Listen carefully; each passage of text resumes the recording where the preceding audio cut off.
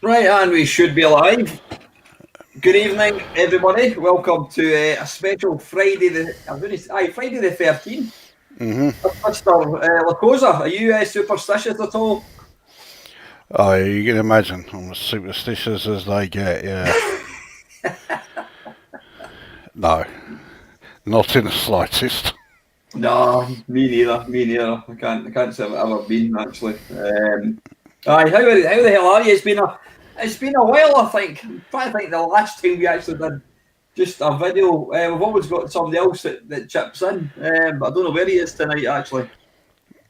Yeah, I can't actually remember what the last one that we did that was just us two was. Well, actually, we've still got a part two to record, if you recall. I'll just Uh, leave. If I said the side trading company, you remember what the video was. oh, fuck it, hell, yeah. Yeah, was it 10 more overlooked games? And here we are, we're both totally overlooking them. Yeah, I've Aye, forgotten what. I can't even bloody remember what the. Or was it 10 games that? It was something like 10 games that don't really get any Yeah, attention. That you only play 10 them. you need to play that, yeah, a lot Aye, of people have sort of forgotten something about. like that. So we'll all get. Good evening, Steve. We'll all get out and getting that done. I think I might have actually deleted. I think I recorded 8 because you picked 8. Sorry, you picked 10. I picked Yeah, 10, and then either been that we're then going to go away and play them. yeah. I I think think we. I think I I got. recorded about half a dozen of them, but I cannot remember a single one that you chose. And I only remember two of mine. Sci-Fi Trading Company, just because you mentioned it right now, and Mama Llama, because I will never forget your reaction when you Aye, realised what it was you were going to brilliant. be playing. I think suffice to say I got the raw end in the deal on that one. But anyway, we'll let him know. Well, Because you I can't even do. remember what they were. I can't remember what ones I picked either. I do know that I played one, and I was throughout the time that I was doing the video, I was basically saying like what the fucking hell is this? And yeah, I wasn't a big fan of it. I don't know which one it was, but I know it was one I wasn't a fan of. I'm sure you find that hard to believe. So we'll all get out and getting that finished anyway. So, right, what you been doing yourself? You been keeping all right anyway? All right. Yeah, it's been the same old thing with me, really, isn't it? Aye. Looking forward to Christmas. No. And we don't really do Christmas in this house because Yeah. my mum was big on Christmas. She was like really mad about it, and I mean she died 5 years ago, and ever since then, it's never really felt the same because she wasn't Nah, here. So we just don't really do it. I'm exactly the same. I mean, as a kid, I loved Christmas because that's the thing. When we were kids, the only time we ever got any toys was at Christmas. Yeah, That was it.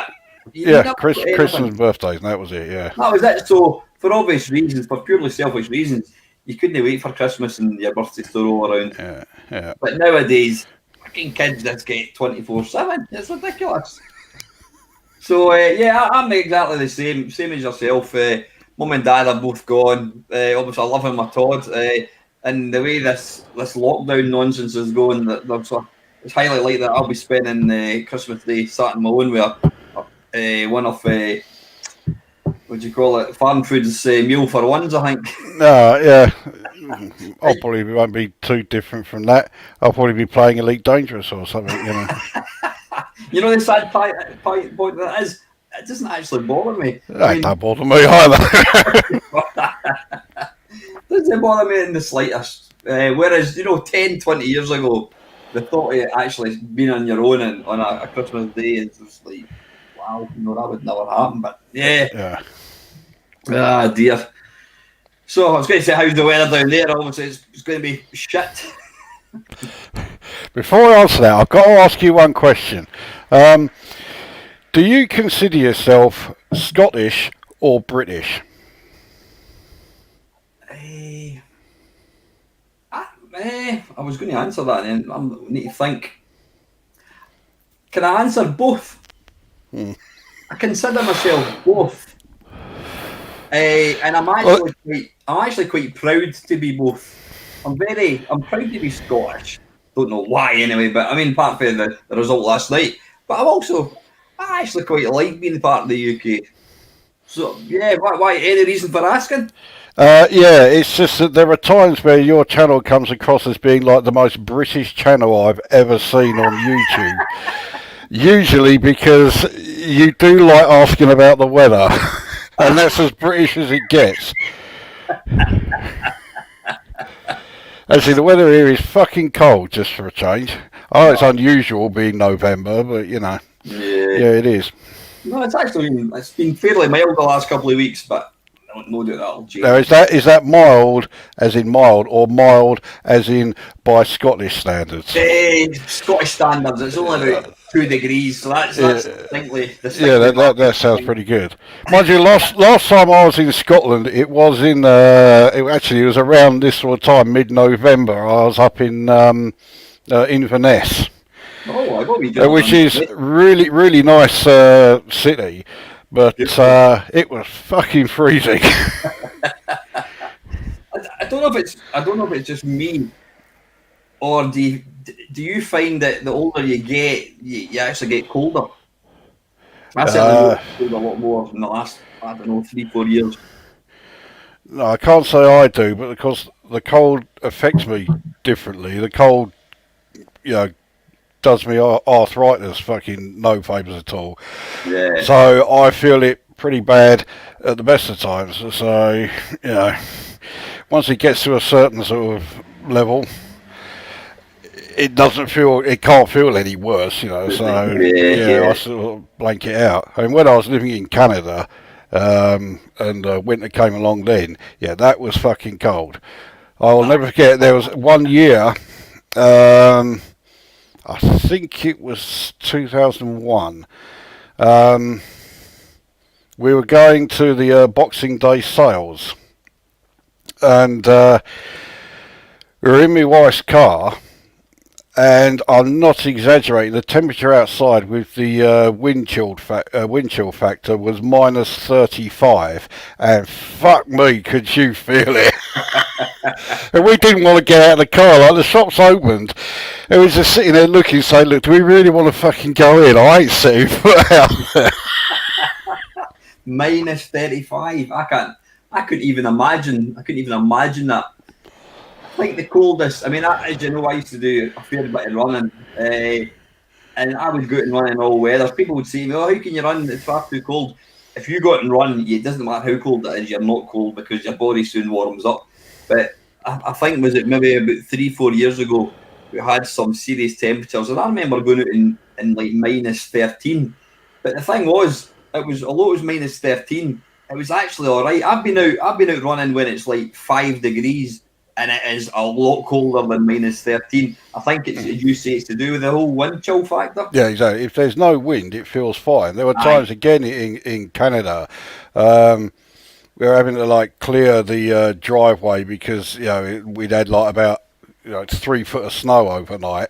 I was out there in shorts and t-shirt, fucking clearing the driveway, and I felt perfectly fine.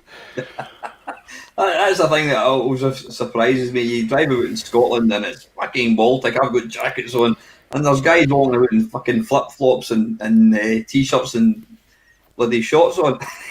Yeah, I think they're best summed up as fucking insane. Just about. Anyway, getting back to kind of retro themed stuff. What's happening in the gaming front? I know you're still playing a fair bit of Elite Dangerous. Have you had any big updates or anything? Well, on Elite Dangerous, there's been a few community events that I took part in, and I dragged Panther into taking part in one. Yeah. He's getting a lot better at that game. In fact, as good as me. As good as me. Fuck it. No, I mean, who could possibly compare to you? But yeah, I mean, we ended up going to about 8 conflict zones, and there was about 2 or 3 times he came out of them better than I did. So yeah, he's definitely got better. Oh, good wingman to have then.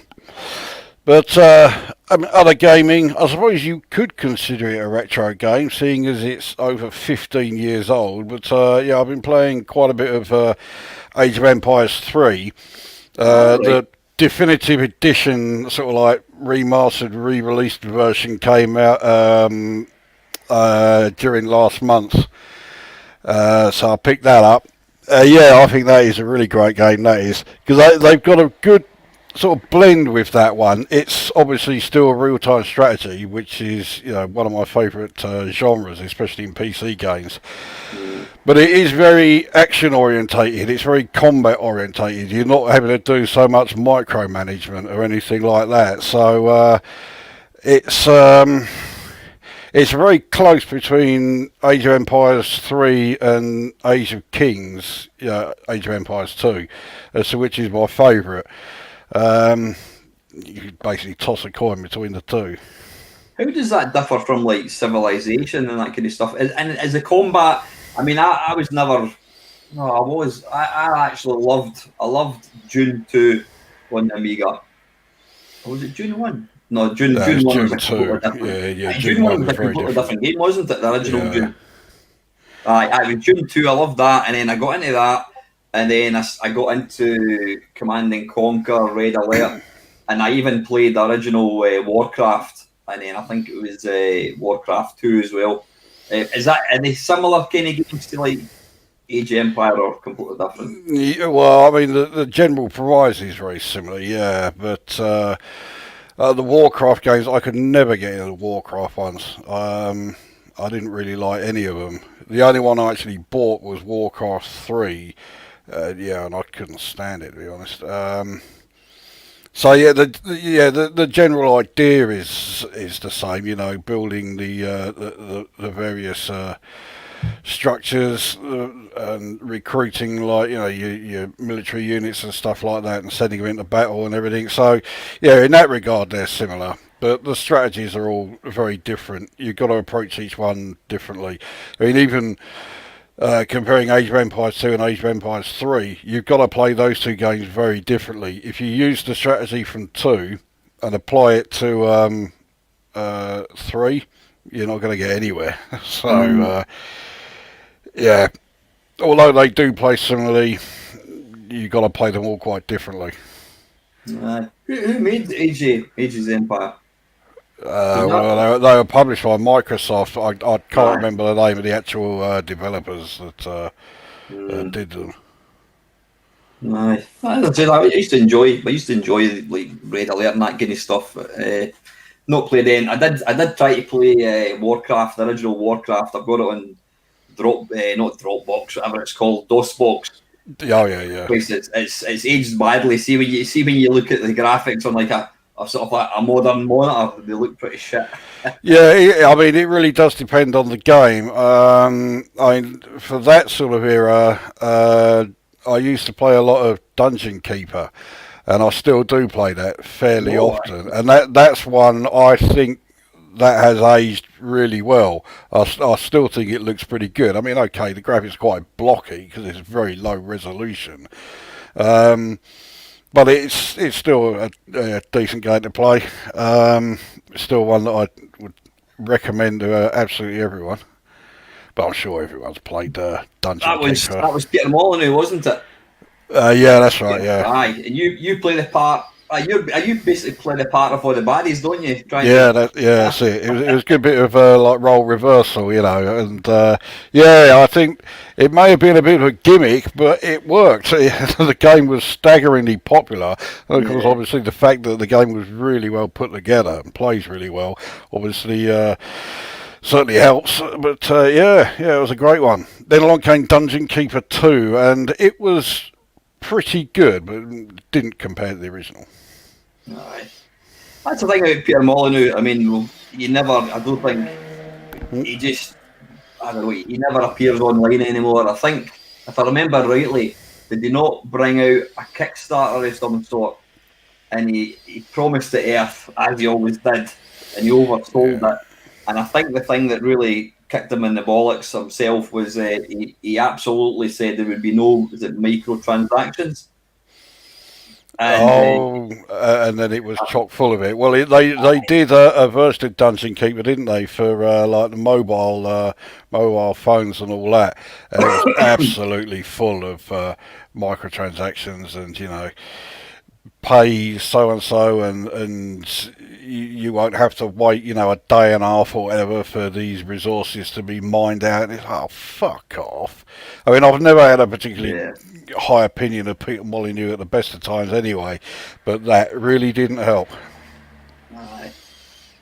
Well, I mean, I'm trying to think, what games did he make? What was his early games? Was it Flight Red Magic Carpet? I think that was one of his early games. I think he did Magic Carpet. Obviously did Populous. Were you a fan of Populous at all? Populous 2? I didn't really play it very much, so yeah, I can't really have an opinion on it. I don't really know it all that well. It was one that didn't really grab me. I suppose it didn't help that I had a pirate copy and I didn't have a fucking clue what I was doing. Not interesting. Steve there, You'll Gamer Steve saying there, why are they called microtransactions when some are 10, 30, 50 and £80? Okay, hell. Well, when they were first introduced, they were fairly cheap, but yeah, it's all got utterly ridiculous now, isn't it? Jesus. I was talking to somebody, but it was my last job actually, and we were talking about price of video games, and she was telling me that her son, he's right into his FIFA, and he'd spent something like £400-500 on FIFA over and above the game, and I just think that's fucking ludicrous, isn't it? Absolutely ludicrous. Absolutely ludicrous. How did we get to that stage where people are you're spending more money on the actual game itself? I mean, we're old school. If I buy a game, that's why I fucking hate Android phones so much. I mean, it's fine for making phone calls, but that's why I don't play any games on Android, because it is impossible to buy a game. It just works. Everyone's got adverts or microtransactions. Yeah, in fact, you just reminded me, I haven't had my phone on the charger for about 2 days. It's completely died. Listen, I'm just going to, when you're plugging that, and I'm just going to quickly see who we've got in the stream tonight. We've got Ox, we've got Yield Gamer Steve, we've got London Retro Video Games, we've got Brian C, we've got Mr. Colin Jones, we've got Craig Flanagan, we've got Arvid Barendreich. That sounds like the Scottish weather, Barendreich. It's Baron Andreich. We've got Woodland 37, we've got Highlander, we've got Mr. Doug Scullery. Yeah, thank you very much for joining me, or not me, but joining myself and Lacosa tonight. I thought it's been a while since we've done one of these, so I thought I'd drag you along. It's always much more fun doing a Friday waffle. Plus the fact I just couldn't be bloody arse recording it.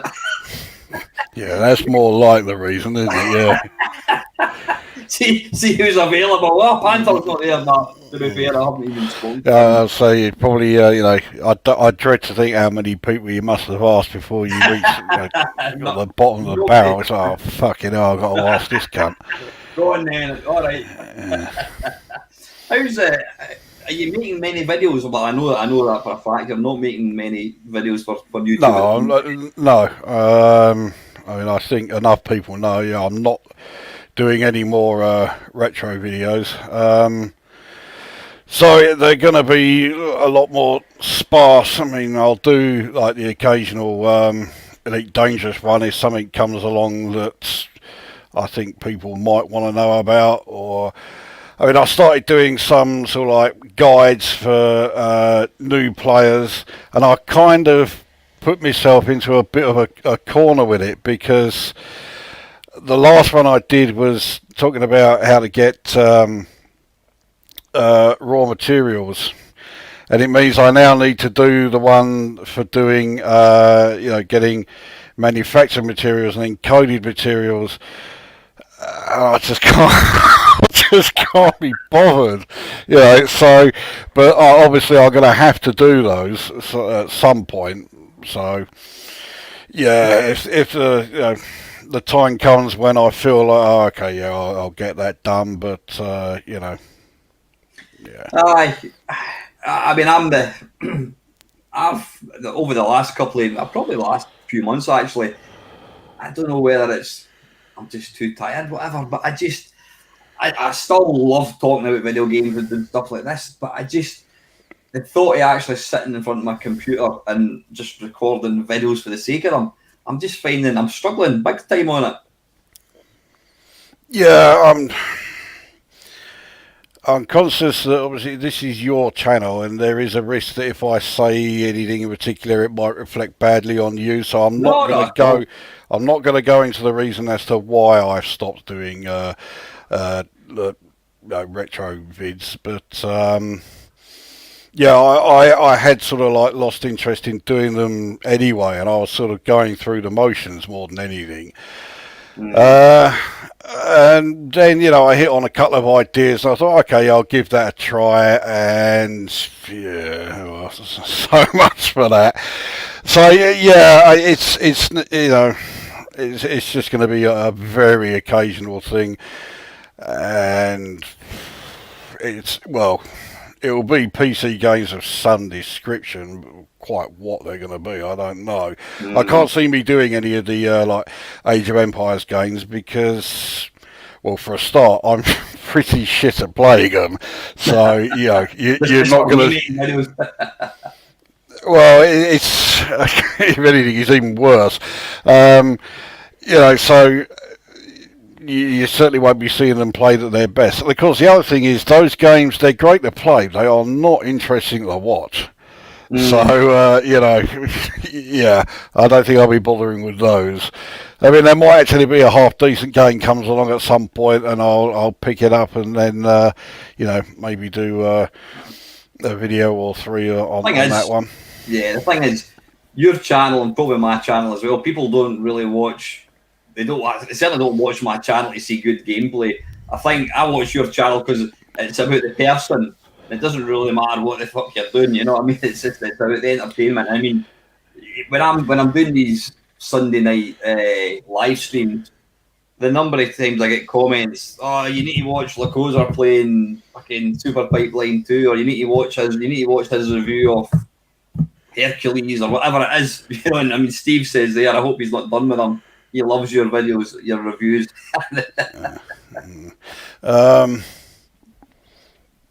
Yeah, I don't really know what to say about that. I think, you know, the bottom line is, I mean, as I've maintained all along, I tell people that all the time, and people say, "Oh, any tips about making videos or doing a YouTube channel?" So you've got to do something. You've got to enjoy the process of making videos. You've got to enjoy your content. You've got to enjoy what you're talking about. And the minute that it becomes a chore, then just forget it. You know, whether it's taking a break from it, whatever. Yeah, that was something I felt for, well, pretty much from the day I started, you know. And if it was starting to feel like it was becoming a chore, and believe me, there were plenty of occasions when it did, then yeah, I just stopped doing it for a bit. But yeah. Back then, it wasn't like, you know, it wasn't me thinking, that's it, I'm definitely had enough of it. But yeah, things then changed, and yeah, that's so. Yeah, I've had enough of the retro things. So. Aye, have you found? I mean, I know without saying too much. I mean, I think probably people are watching this kind of thing, but there's some days people have certain expectations and demands for what you put in a channel, and that can be a bit grating. Did you find that before you decided that I'm going to knock the retro thing on the head, at least for a while? Were you actually going through the emotions of making videos and thinking, that's another one done, fucking I'm not even enjoying this, but you're just doing it for the sake of doing it because you felt like you had some kind of obligation to your life? Yeah, it did happen a couple of times, and to be honest, I think if you were to watch, you know, my channel, it's obvious which ones they were. Don't ask me to name them because I couldn't fucking remember now, but yeah, there are a few up there, and I think anyone watching would just be thinking straight away, oh, he's just, you know, going through the motions here, and yeah, it really did show. So yeah, if the enthusiasm wasn't there, then yeah, the worst thing to do is to try, is just like force yourself to go through and make it anyway, because the end result is a video that's shit anyway. You know, no one's going to want to watch it. I think people, and that's some of the times that some of the criticism that I hear about some of these bigger channels, that it can be forced. You know what I mean? Whereas you and I, we've got nothing to prove. We knock these things out for a bit of laugh and because we enjoy doing them. But if it's forced, I think that really comes across. Yeah, the other thing is, like, my channel is very much geared towards a particular type of audience, and that audience isn't there. So you know that doesn't help. So, well, okay, yeah, I might as well go out and say it. You know, I'm doing these videos. The people who are watching it, clearly the whole point of it has just gone completely over their head. They haven't got a fucking clue what it is I'm doing or saying or whatever. And then they make out that it's my fucking fault. It's, oh, for fuck's sake. And, you know, I just thought, I've just had a fucking gut full of this, you know. If the people who are watching the things are too fucking stupid to know what what it's meant to be about, then bollocks to it, you know. I mean, you're saying that you feel that you don't have an audience there. I mean, look, I don't know if you're looking at some of the comments there. They all love your retro reviews. They are so entertaining because you say it exactly how it is. You know what I mean? But yeah, the problem is there are a lot of people who say that until I then tear into a game they like, and then it changes dramatically. And suddenly it's all the, oh, what a cunt, you don't know what the fuck you're talking about, and all this guff, you know. So, and to be brutally honest, I fucking hate people like that. I don't want them, you know, watching my channel. I don't want them subscribing, you know. If you are the kind of person who, you know, will just... It thinks it's hilarious when I'm taking the piss out of something, but then can't hack it if I'm taking the piss out of something that you like, then don't waste your time on my channel, because no game and no person is ever going to be exempt from it. Yeah.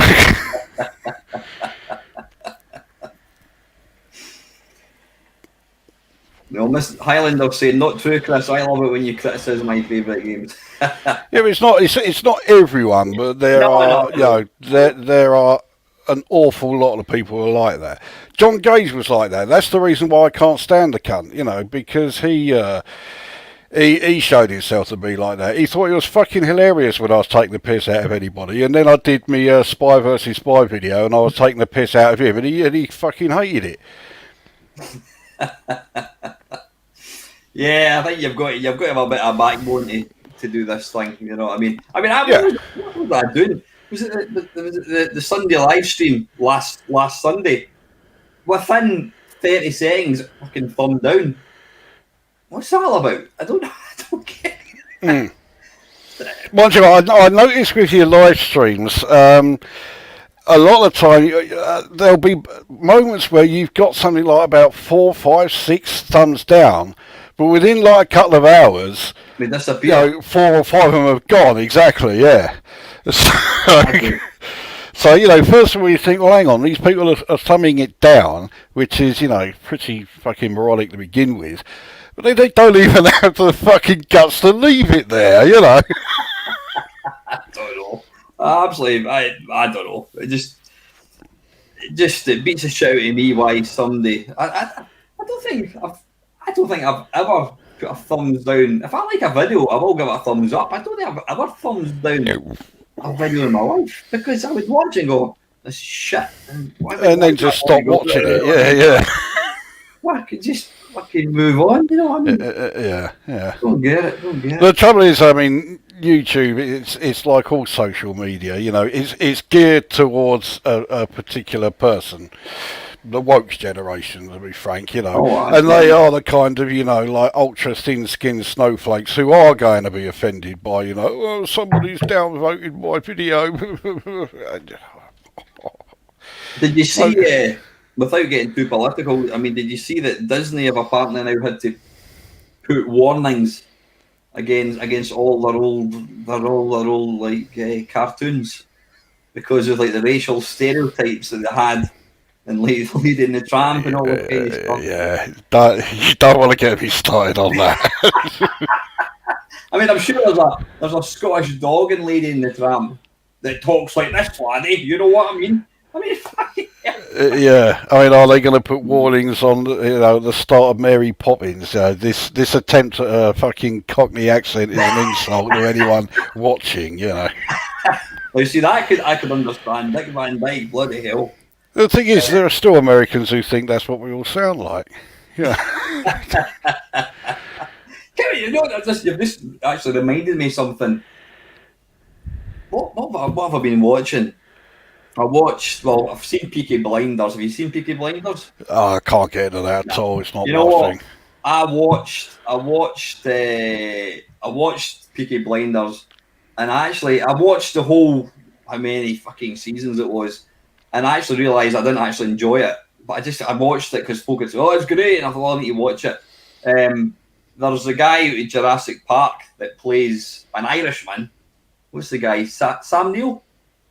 Sam Neill playing an Irishman. Yeah, that I've got to see. he plays I'm not even going to attempt to upset any Irish people who try to put an accent on, but he puts like a Southern Ireland. What other? Fuck! What the hell was it? I can't even. But I've watched a few things recently on Netflix or Prime Video, and they have like a Scottish person playing. What's his bloody face? He was in Run Fat Boy Run. I quite like him actually. Don't mean a thing to me. What's his name? Anybody? What's the name of the guy that's in Run Fat Boy Run? He was also in He was also in one of the modern Star Trek films. Fucking ginger hair. He's in all these kind of comedy films. Oh fuck! What's he called? Well, hopefully someone will. He's really famous, and I can't for the life of me think what he's called. But why did Simon Pegg? Is it? It is Simon Pegg. Oh, yeah. Okay. I thought he was blonde. Oh, well, anyway. Yeah. Anyway, go on. blonde, Scottish blonde is different from English blonde, I think. But they have films where they have somebody playing a part. Simon Pegg. Yeah, they have people playing a part. Like, I mean, they had what's his face, the guy that played the part in Trainspotting. Ewan McGregor. No, the other guy. What's he called? He plays Robert Carlyle. Not that. I haven't got a clue. They're the only two names are people in Trainspotting I know.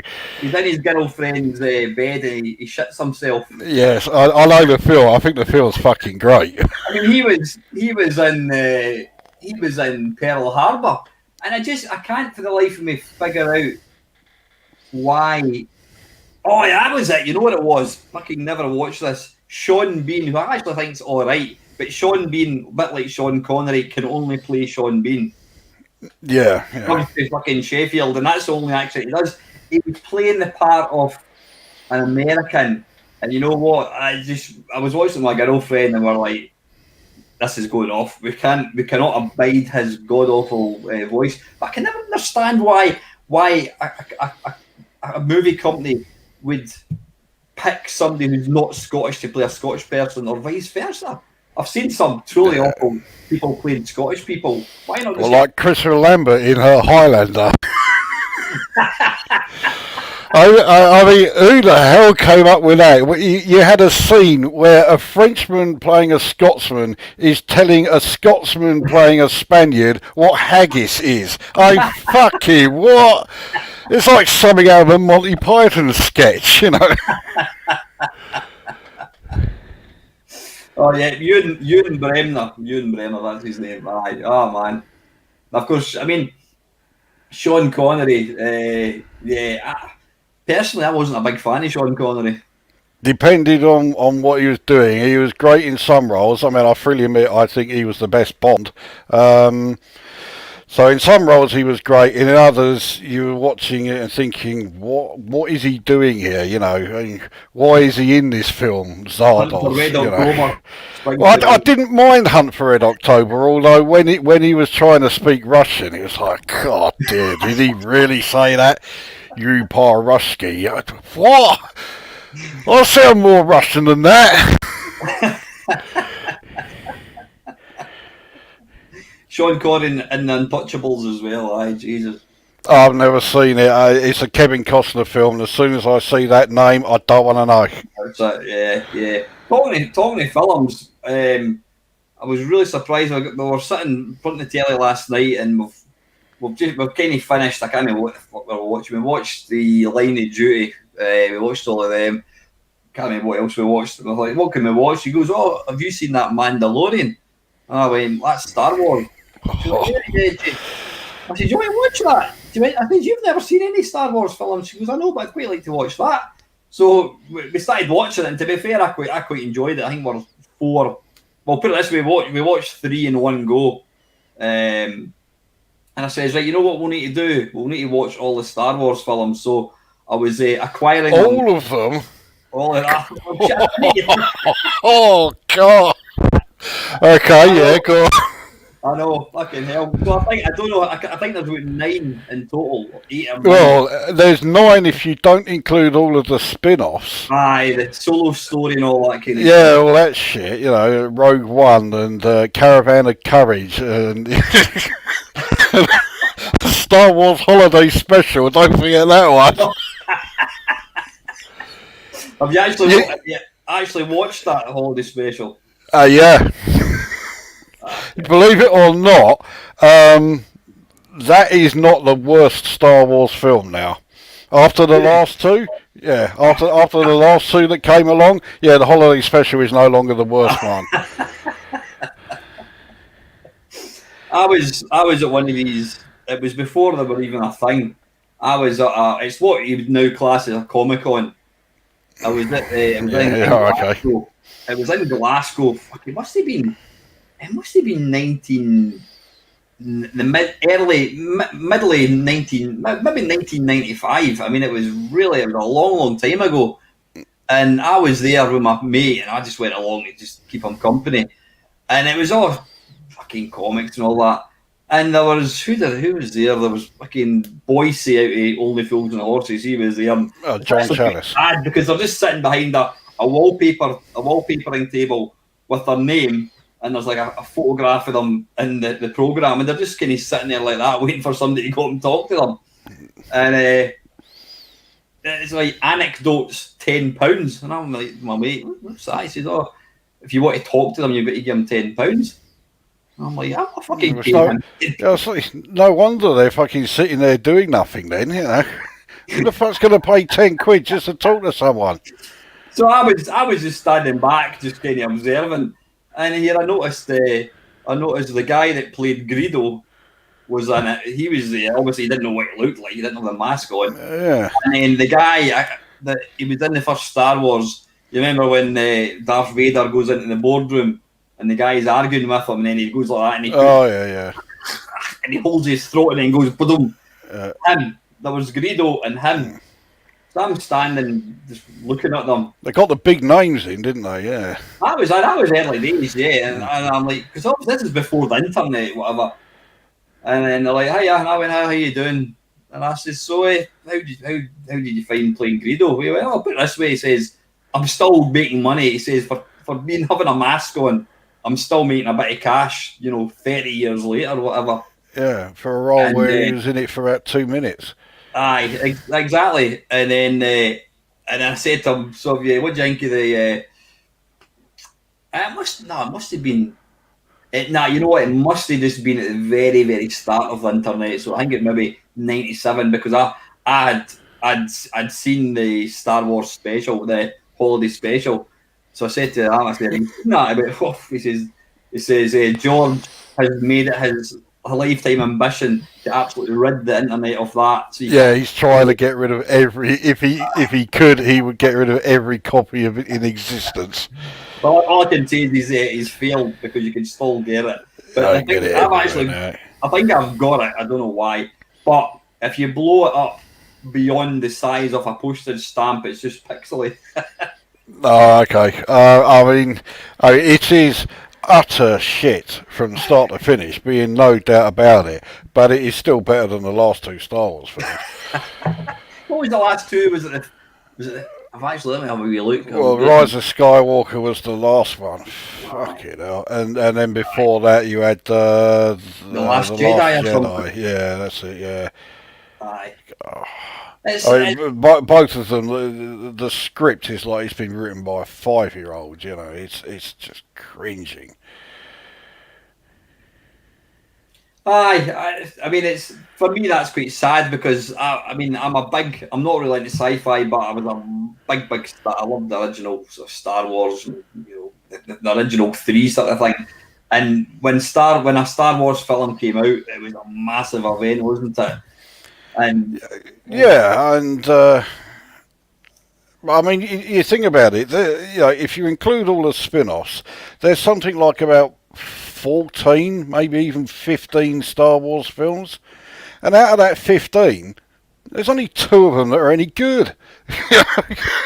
Star Wars and The Empire Strikes Back. That's it. The rest, utter fucking toilet. The lot of it. To put it in the context, right? A few days ago, for whatever reason possessed me, decided I was going to watch all 10 Hellraiser films in one go, one after the other. Is that 10? There's 10 of them, yeah. Now the first one is great. It's a horror masterpiece. Anyone who sees will say that. I don't know anybody who says no, I don't like Hellraiser. All the rest, right? The best of like the other 9 films was Hellraiser 2, which is totally incomprehensible. The script makes no sense at all. The storyline is just, what the fuck is going on here, from start to finish. And that's the second best of them. The rest, you wouldn't wipe your fucking arse on any of them. And I still enjoyed that more than watching the Star Wars films. So what are they called? Is it literally Hellraiser 3, 4, 5, 6, 7, up to 10? Hellraiser 3 was Hell on Earth, which really is one of the most cringingly embarrassing films ever. That's the film that's responsible for Camera Head Cenobite. What the fucking hell were they on when they came up with that thing? What was it called? Camera heads. The pseudo Cenobites that all appear in that one. Camera Head CD, Barbie, and I forget who, Piston Head, and I forget who the other one was. Then you had Bloodlines was the 4th. Then you had Inferno, the 5th one. Inferno onwards were all straight to DVD releases, which tells you how good they were. So Inferno, actually, as much as it pains me to admit it, Inferno is semi-watchable. Then you have Hellseeker, which for a short while held the title of the worst title you could possibly imagine. Now, Hellraiser, Hellseeker, what a load of bollocks. And that one basically is exactly the same story as Inferno that was before it. Then after that you had Hellraiser Deader. So that worst title honour for Hellseeker didn't last very long because the next film that came along took it. Deader. What a fucking shitty title that is. And the film is every bit as shite as the title would make you think. Then you had Hell World. Eh? When did these ones come out then? These were in like early 2000s, I think. All these lot. Then you had Hell World, which basically whoever came up with that one obviously had no idea what the Hellraiser series was about. And that was the last one that Doug Bradley was in. He's the guy who played Pinhead throughout all of them. And then you had Revelations, which is widely regarded as not only the worst Hellraiser film made, but the worst film ever made. I mean, that really is just absolute fucking bollocks from start to finish.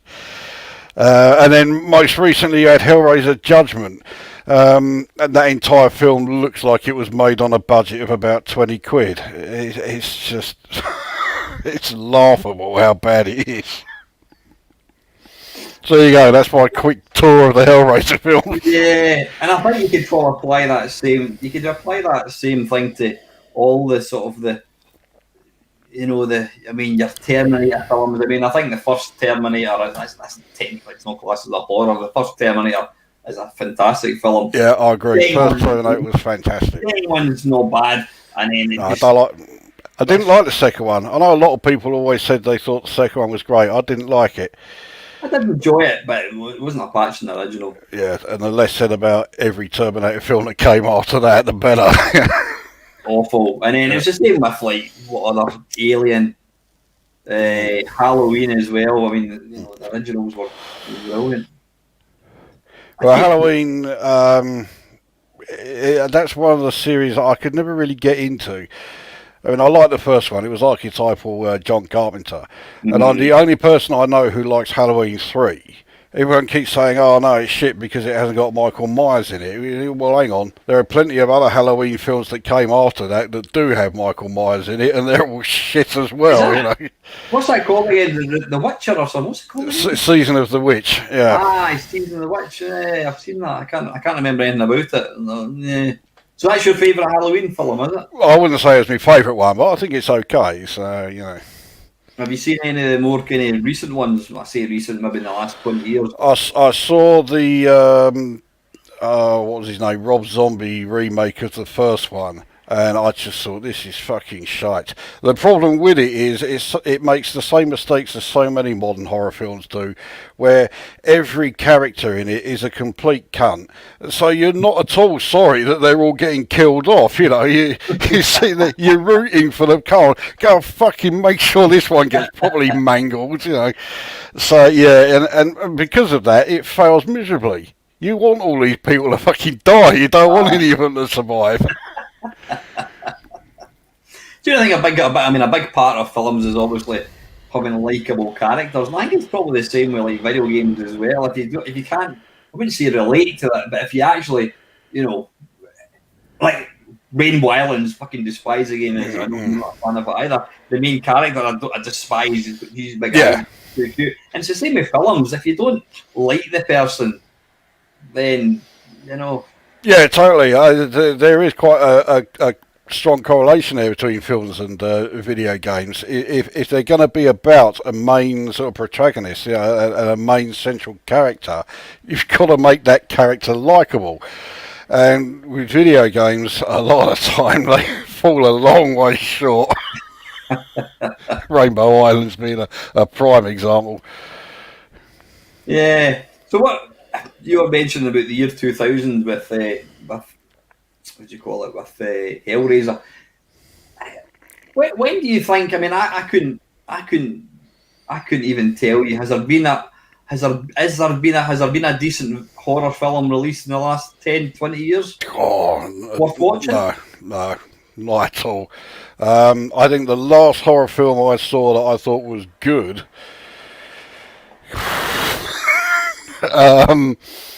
Yeah, I haven't got a clue when it was made. Do you think? Oh, God. No, I was just going to say, do you think it's part to do with special effects? I mean, what was it? Yeah, was it's entirely to do with that. Aye. It's all about, we've got to make sure the special effects are good, and the storyline is totally secondary. Let alone things like character development, and having the characters interesting to begin with. None of that matters. It's just all about, we've got to be like really gross, and we've got to make the special effects really, great and all that. So you end up with shit like Human Centipede. Fuck off. Yeah, and that's all horror is nowadays. Some of my favourite horror films are ones that were made by Hammer in the 50s. Like, I'm a huge Hammer fan. I mean, the original Dracula they did with Christopher Lee and Peter Cushing. It's one of my all-time favourite horror films. It's not remotely scary, but it's still a fucking good film, I'll tell you, one of the films that actually terrified me for years, I've not watched it since, but was the original Frankenstein. I was just a kid, that was absolutely fucking terrifying. The Boris Karloff one. Yeah, right. I only until very recently, like about 3 months ago, I had never seen that all the way through. But one of the cable film channels was showing it. So I thought, okay, I'll finally get to see it all the way through. It's a great film, that. That is. But I don't know. I mean, I remember like all the classic horror films. Like, was it From Beyond? Was that Peter Jackson? Was it From Beyond? No, it was an H.P. Lovecraft novel, wasn't it? That was quite a grotesque film, actually. I can't remember who it was who directed it. It was okay. It had the guy from Star Trek DS9 in it, didn't it? Jeffrey Combs, that's it. And he appeared in a few Lovecraft films. But I always think that like the Final Destination, the original Final Destination, I thought was it was a bit different. It was quite good. Then it just became absolutely shit, and I don't know. We just became completely sterilised to like gore. I mean, if you've ever watched, I don't know if you're a fan of the Walking Dead, whatever. I've never seen it. Never seen. I enjoyed the Walking Dead, although it's the last couple of seasons have become fucking pretentious, and it's all about the characters. We're just talking about likeable characters, but it just becomes dull, you know. But what was I watched recently? A series on, I think it was Prime, called The Boys, and it's all about these superheroes, but they're basically cunts. Yeah, I've seen bits of it, saw enough to know it's certainly not my kind of thing. Well, if you're into, there's one character, he's got this extra large penis, and basically that's his weapon. And you get to see the main protagonist masturbating. He's standing on top of a building having a wank. it's just bizarre, but there's so much gore in it that's completely unexpected, and you just become completely desensitized. I mean, like, you watch a zombie film and you don't get scared, whereas I remember back in the good old days, I can't remember what was the original Dawn of the Dead. Night of the Living Dead was the original one. Dawn of the Dead, I think, is one of the greatest, not just horror films, one of the greatest films ever made. And I'll tell you the reason why Dawn of the Dead works so well is because really it's not a horror film. It's not a zombie film. When you watch it, you quickly realise, okay, I know what this film's about. It's basically it's a sort of satirical thing, and it's basically saying about, you know, the world, well, in the 70s when the film was made, and to be perfectly frank, it hasn't changed much since, you know, from then until now, you know, and that's why I think Dawn of the Dead works so well. Less said about the remake, the better. Nah. But I don't know what it is with horror films now. I mean, have you watched any like Insidious and all these kind of? No, I've never seen any of them. Again, I've seen clips of it, but all I saw was just enough to say, no, I'm going to think this is shite, so I never bothered watching the whole thing. Yeah, but I think you can even say the same about films now. I couldn't tell you the last time I came out of cinema and said to my mate, because we'd walk out the cinema together and he'd go, "What do you think of that? Oh, fucking brilliant." You come out and you're just like, all right, okay, what you having for your tea in the morning, whatever. And it's just films just wash over me now. You know what I mean? You never ever comment on how good the special effects were. Well, I'll give you some idea of how good films are. The last time I went to the cinema was over 16 years ago. Actually, no, tell a lie. No, I forgot. I went to see the last Bond film, Spectre. I saw that at the cinema purely because it was about a month after my mum died, and I just wanted something to take my mind off it, you know. And I mean, the film wasn't bad, but it wasn't great. And then the last film at the cinema I saw before that was Lord of the Rings: Return of the King. So that's a big old gap. And did that put you off going back? Did that put you off going back, or sort of? I mean, the problem with the three Lord of the Rings films, they're just too fucking long. You know, I mean, I don't mind the books. They're a long fucking slog. I remember when I read it, it took me about a year to read the three Lord of the Rings books, and but the films, they're okay to watch, but I have no desire to watch them again. You know, no way. I I mean, I bought them. I think I bought them in DVD, and I've never even opened them. I can't see me actually ever watching them again. No, exactly. I remember my mum got them on DVD, and she got the special editions with like the extra scenes and all this.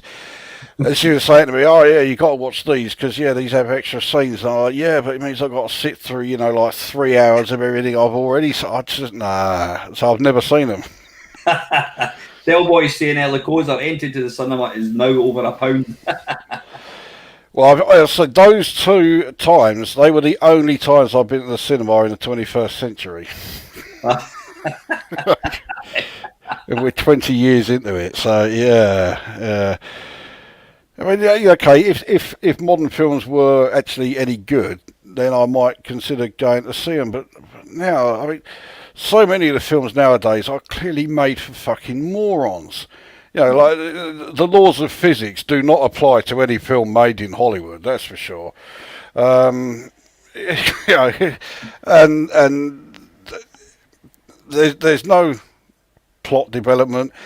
There's no solid storyline to begin with. There's no interesting characters, and they certainly have no character development going throughout it. All it is a threadbare excuse to string a load of special effects together. Yeah. That's all they are. They've still never, the special effect where somebody gets blown up and you see them going like that. Way.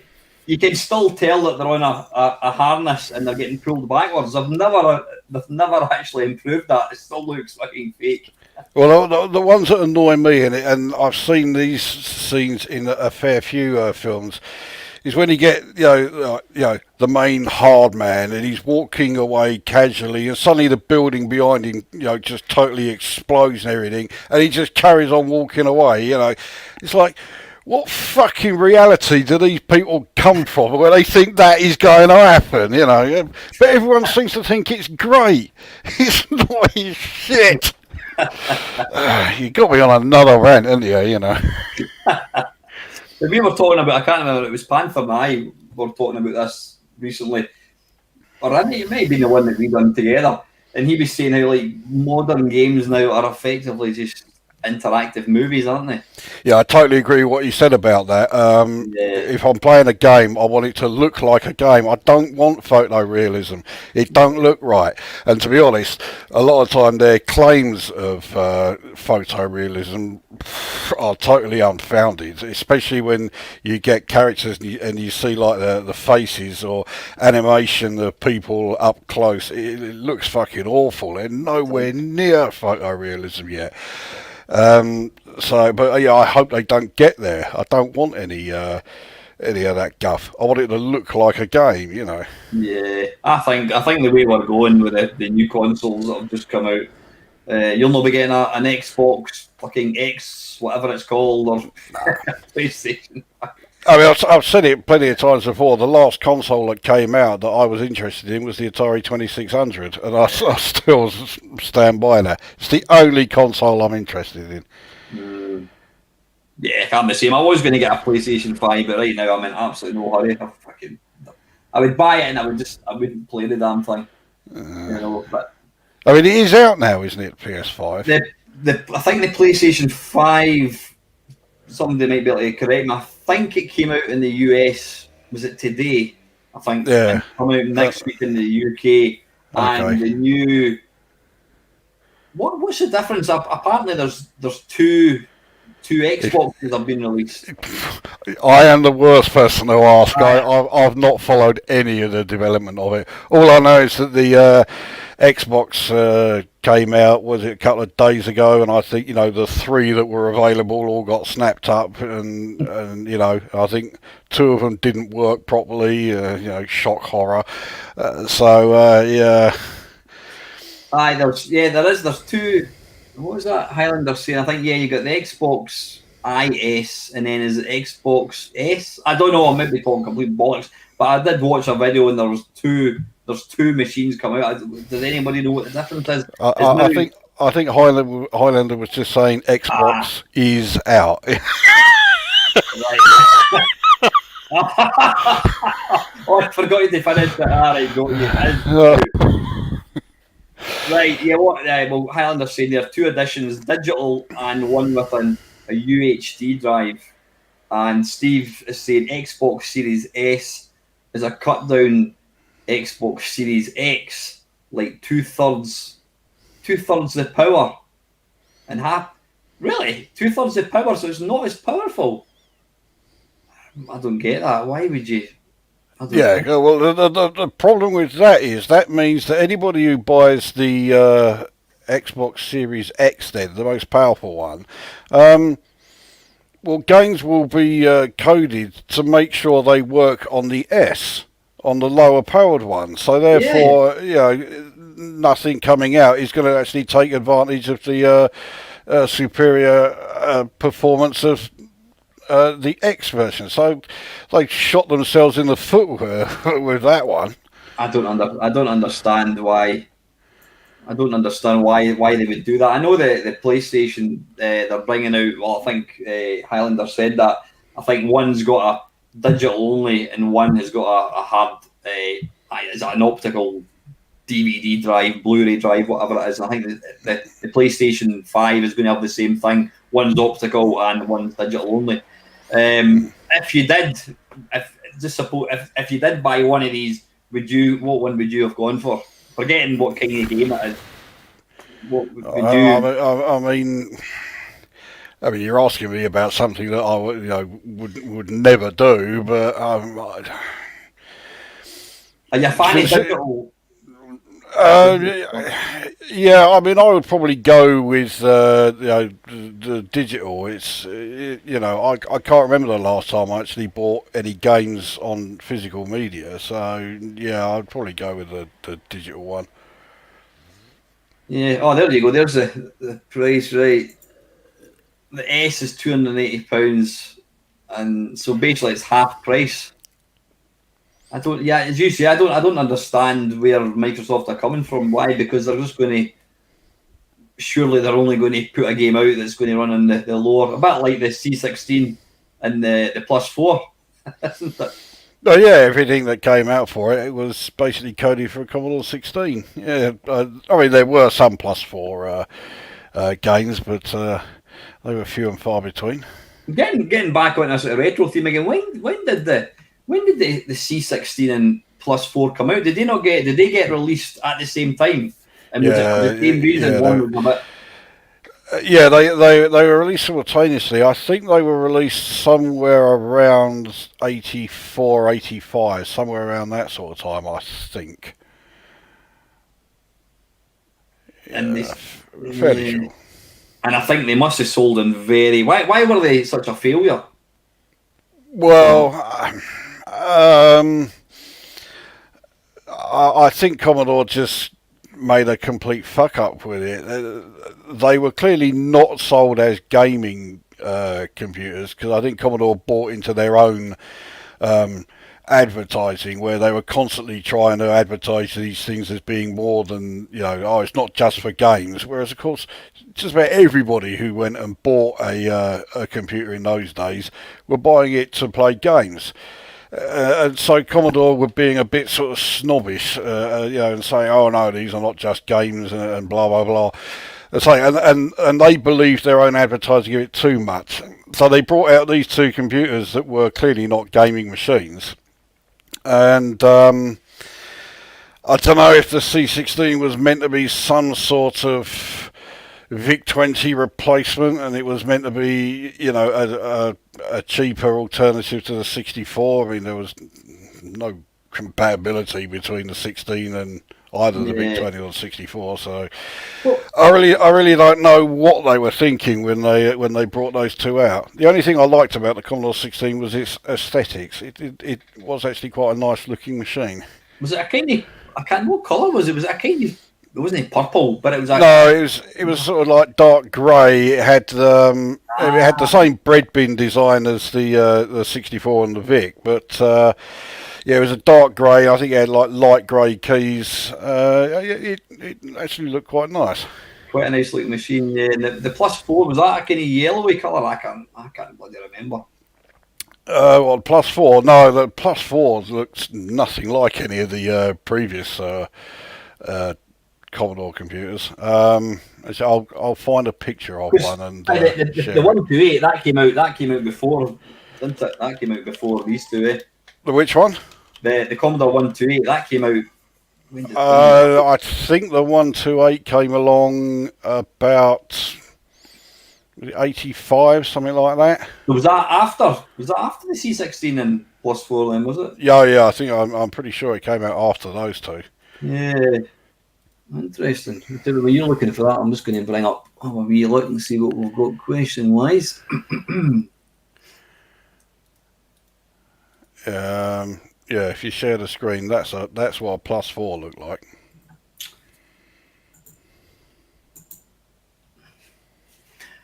Ah, right. That's it. Kind of looks more like an MSX almost. It's Yeah, totally different to anything that Commodore brought out before. And that was a massive. I don't know how much these things. They probably go for daft money because I don't think anyone. I don't think I. Well, I know for a fact I didn't know anybody that actually owns that thing. I never knew anyone who had a plus 4. I knew someone who had a Commodore 16.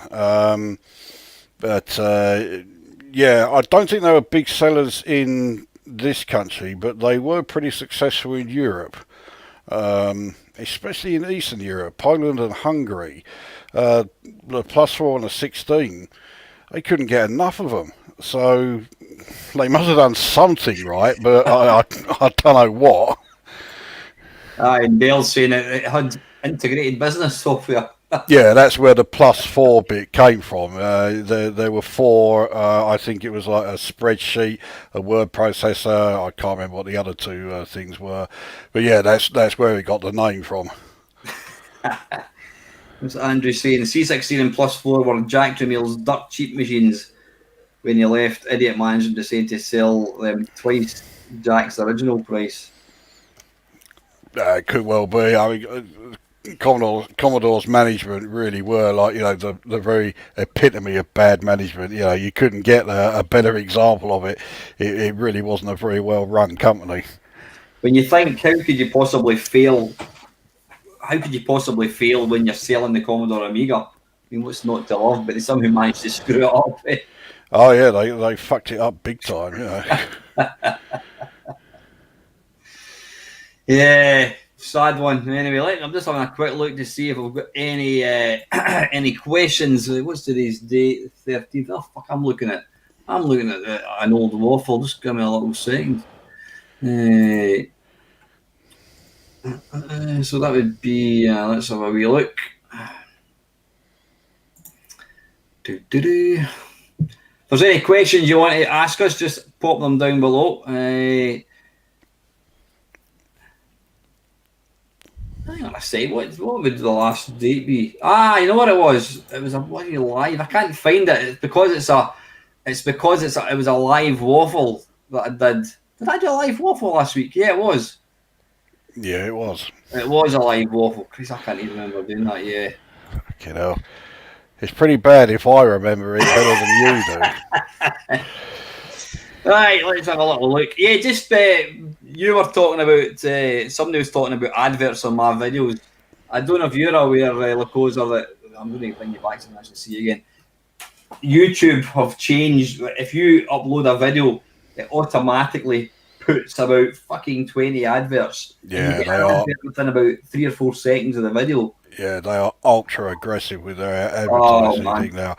I got to the point where I had to install the ad blocker on me Chrome. I couldn't watch YouTube without it. Does that actually work? It works well. Yeah, I've been using it just fine.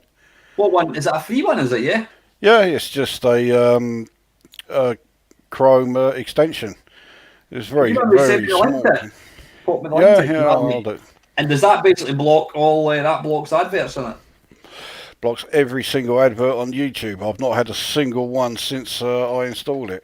If you can send me that, fantastic. But yeah, because I think in fact it was Panther that said that it was an Arcade Perfect My Arse, and I think it was about 17 minutes long, and there was like 10 adverts. So what I now do is I just don't monetize any of my videos. Yeah, because it just pisses me off so much. Yeah, that's it. A lot of the videos I used to watch, well, I say used to, videos I still watch, yeah, they were like really badly affected by it.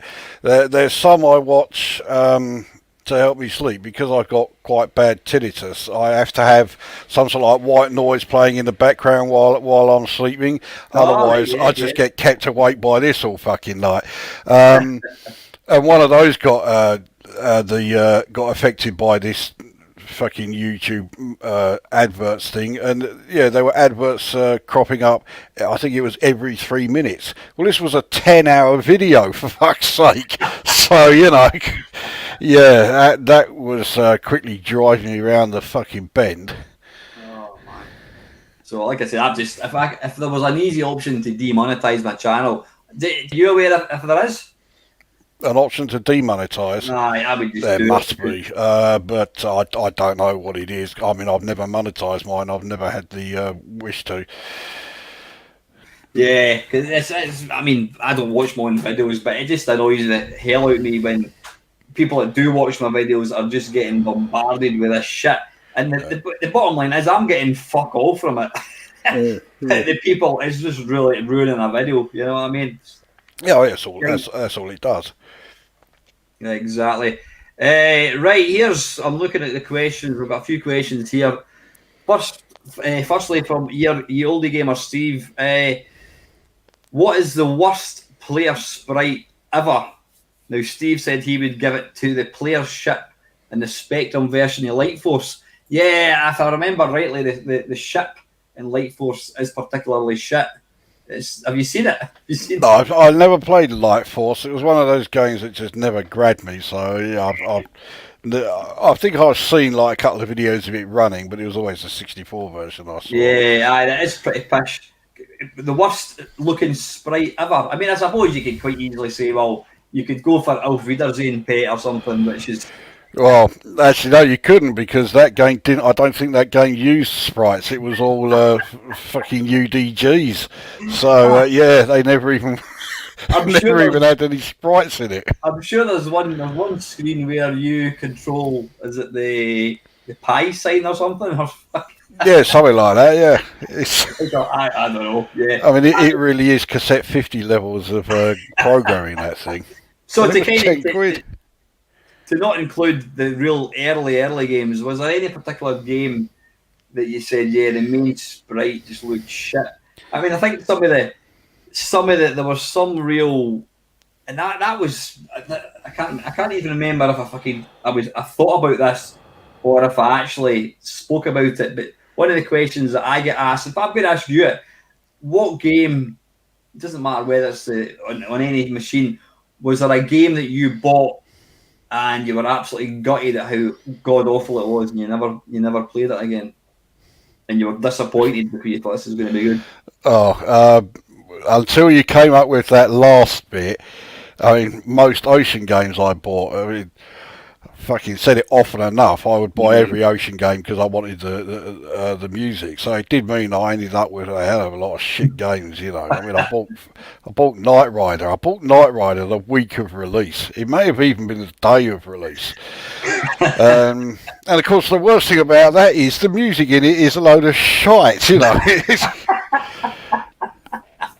So did you use it as a blank to copy something on it?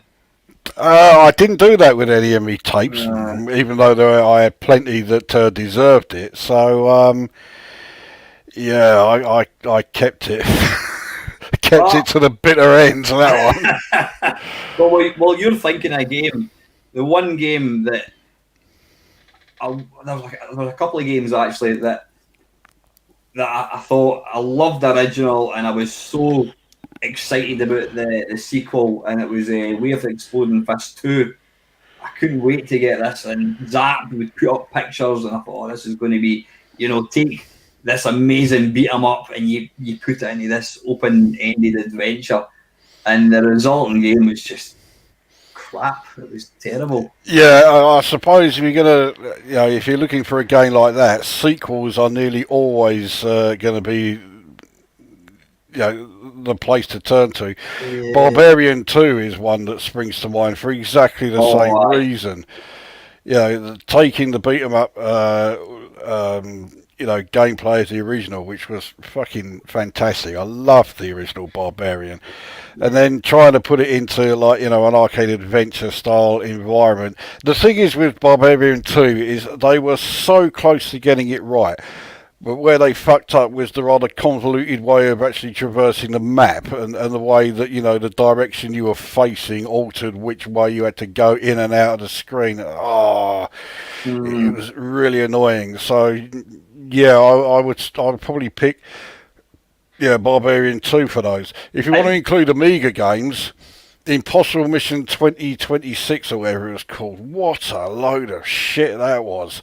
I mean, I am a huge fan of the original. I still consider it the greatest game of all time. And Impossible Mission 2, certainly nowhere near as good as the original, but it wasn't terrible. It was pretty good. But the third one was just absolute dog shit. It really was. It was insulting to the two previous ones. Don't think I've ever even played it. I don't think I've even seen it. So what was that on the Amiga? You said it was, yeah. That was. I think there was also a PC DOS version of it, but it wasn't on any of the 8-bits. Came out far too late. It's interesting you've picked a beat 'em up. I mean, I said Exploding Fist because I still, although the what do you call it, International Karate Plus is technically an amazing game, everything about it. I still like that. I still prefer International Way of the Exploding Fist, and obviously you've gone for Barbarian. It's interesting that you've taken two really good sort of fighting games, but then when you move it into an open-ended adventure, it just becomes broken. Yeah, it just doesn't work. No, it's theoretically, it sounds like it would be a great idea, and you think, how could that fail? Then you saw the games that came out, and it's like, okay, that's how it can fail. Yeah. But the other game that I was disappointed because of the hype surrounding the games on another machine, being the Spectrum, was Ultimate Play the Game when they first announced that they were bringing out games to the Commodore 64. And what was it, Staffy Carnath? I quite like Staffy Carnath. I thought that was all right. I mean, visually it wasn't anything great. It was horribly blocky graphics, but I thought it was that was a good one. There, I'm not. I think I just gave up. I just threw my toys out the pram when I saw it because Ultimate Play the Game, or that's what they were called, Ultimate. The games on the Spectrum, the high point. I'm not a big fan of Night Lord or Alien. No, I don't like any of those. Fantastic graphics. They're not 3D, but what that was actually doing, the fact you could interact with objects was amazing, but very little gameplay. And so I thought, when it's if they're going to put out a game in the C64, it's going to look amazing. And then I loaded it, and I'm like, is this for real? Just fucking really expanded, isn't it? Yeah. I don't know if they actually used expanded sprites. They just looked like they were. They were that blocky and that horrible, But if you could look beyond that, the game actually was. I did enjoy it. I've thought of one, going back to the original question about a game where the main sprite looked awful. Daley Thompson's Decathlon. Now, with that one, I mean, like Daley Thompson in the game, he looked like he'd been in one of those Roadrunner cartoons, and one of those, fucking anvils had landed on his head. His head was completely squashed and completely flat. And also, the animation on the body when he was running, it wasn't like the arms, like that. It was rotating round and round. It just looked absolute shit. So I think for like where the main sprite looks awful, I think Daley Thompson Decathlon really does take some beating. Aye, I think so. And that's you'll be surprised to hear me say this one, but the main sprite in like the Pipeline games looks shit. Shockingly, I don't disagree with you there. It does look crap. I mean, you can tell roughly what it's meant to be. But it's an awful looking sprite. Then you've got, was it Hercules? I'm trying to do this purely from memory. I mean, Hercules was a budget game, and it was never going to win any awards for for graphics, but I'm sure that the main sprite was like really shit. It didn't look like anything. Yeah, the thing with Hercules is when it came out on budget, it was a re-release. I think the re-release was either 86 or it may even been 87, but the original game came out in 84, so it was actually a lot earlier than the budget release would have you think. So I sort of give it a bit of leeway for that. The gameplay is totally unforgivable, but the visuals, there is a bit of an excuse.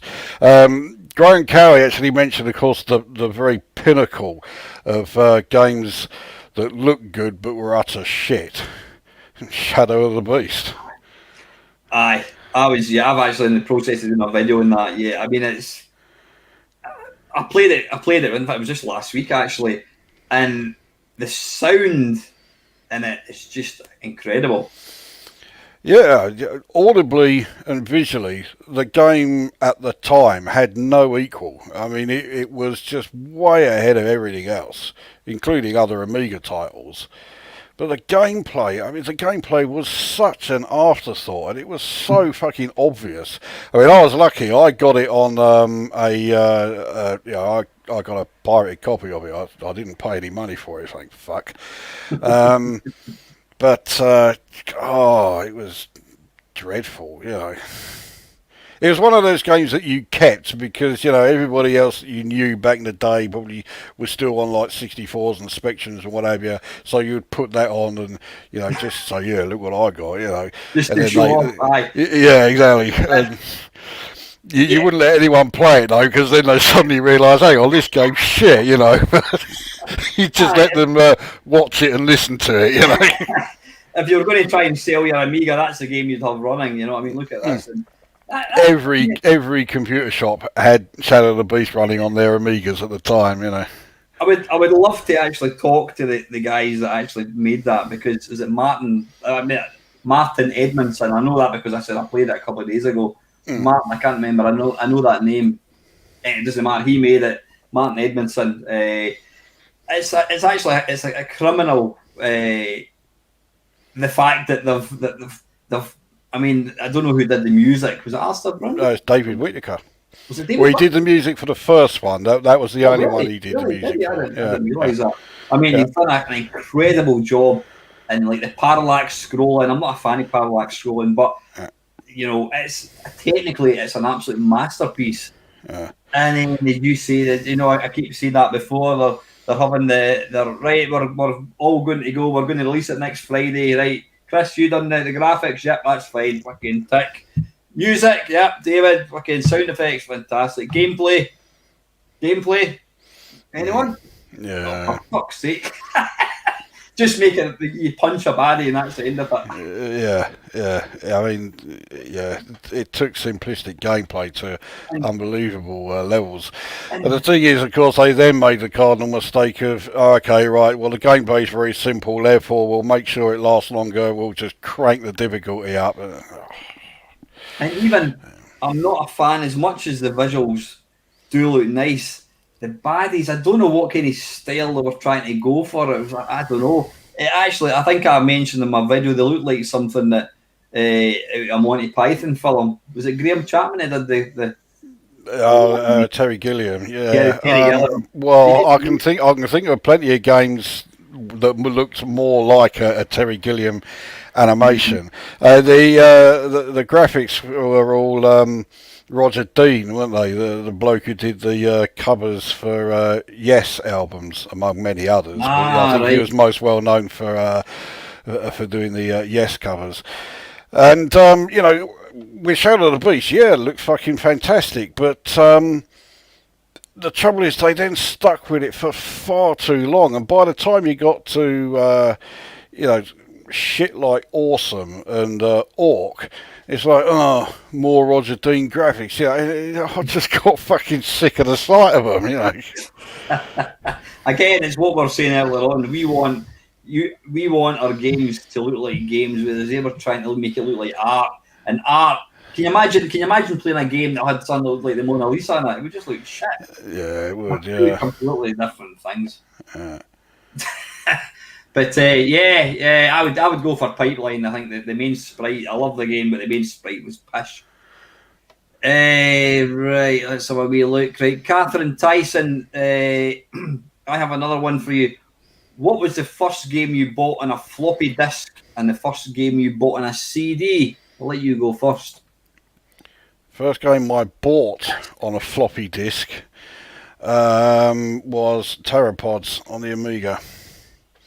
Interesting. That was a Because nice.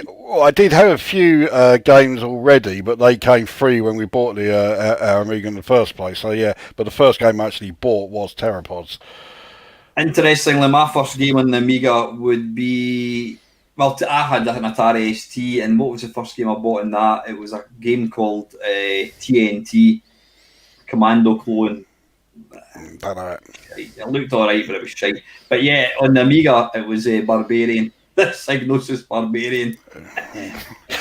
So we both made the mistake of buying Psygnosis games for the Amiga, yeah, and around that time. There's a bit of a pattern following here, isn't there? Yeah, and I mean, okay, Barbarian, yeah, is a fucking awful game. Pteropods is not great by any stretch, but it's not bad. It was just made overly complicated because they wanted everybody to try and use the mouse. They had to find some way of including the mouse. And then with Pteropods, they went completely over the top. He uses mouse, keyboard, and joystick, for fuck's sake. So, yeah, it's just too much. Yeah, I think I don't know what one came out first. I think Barbarian was was before Pteropods. I think you're right. I remember it was a great box. It was a big box, and the artwork. I mean, that you've seen the picture of the dragon. Yeah. And I remember seeing that in a magazine. I'm thinking, fuck, it's an amazing bit of artwork. It really is. Yeah, I can't remember who it was who actually did the artwork. It's not Boris Vallejo, but it's someone in that sort of vein. That's one thing you could always guarantee with Psygnosis. I mean, okay, the games were often shit, but the artwork on the box and the graphics within the game, they did look good until you got sick of the sight of Roger Dean. But there you go. Yeah, it was as my granny used to say, fur coat and no knickers. I mean, it was all just. Yeah, exactly. It was all style over substance. Aye, absolutely. Just to let Custard Horror know, we're talking about the Psygnosis Barbarian game, or we're talking about the first Psygnosis Barbarian game, because of course they did bring out a sequel, and the sequel didn't use icons to control it. It's still a fucking load of shit, though. Oh, is that? I don't think I've ever actually played that. The sequel to you don't want it. It's a fucking waste of time. It really is. That's the criminal thing about the original Barbarian. If they'd made it purely joystick, and then it didn't have the god awful scrolling, it would have been a nice game, because graphically wise, the guy that did the graphics for that, he must have been so pissed off that this was the resulting game, you know what I mean? Because the graphics are lovely. It's a lovely looking game. To be honest, I doubt he really gave a shit. He got paid for what he did, so he probably didn't care. Right, next, part two of Catherine's question was first game you bought on CD.